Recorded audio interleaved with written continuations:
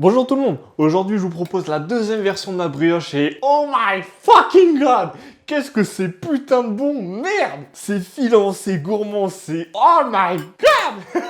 Tellement j'ai vrillé, je me suis transformé en Super Saiyan la première fois où je l'ai mangé et je l'ai en vidéo, c'est magnifique.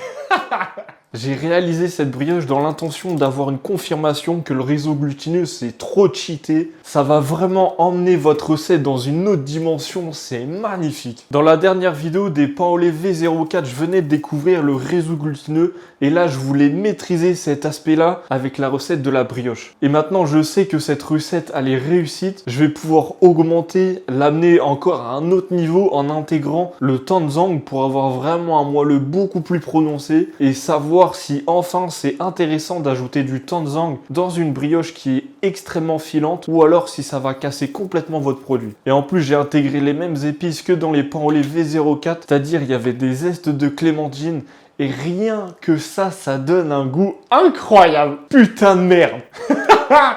J'ai essayé aussi d'ajouter de la fève de tonka, mais il n'y avait pas trop de goût, donc c'est pas très intéressant, il faudrait en mettre beaucoup plus. Comme autre amélioration, je vais ajouter des zestes de citron, parce que je vais essayer d'intégrer au maximum du beurre en plus, pour voir jusqu'où je peux aller. Les deux, ils vont s'allier parfaitement, l'acidité va casser le goût du gras, ça va être magnifique. Oh là là. Oh, j'ai déjà faim, j'ai déjà faim.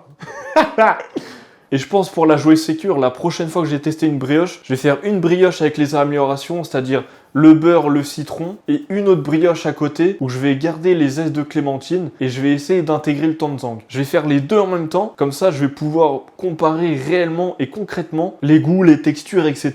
Et je vous le dirai si c'est valable ou pas d'ajouter le tanzang ou si c'est vraiment de la merde. Donc si vous aussi vous voulez débloquer des super pouvoirs, faites-moi cette recette. Let's go. Sur ce, je vous dis à la prochaine pour de nouvelles améliorations. Bye!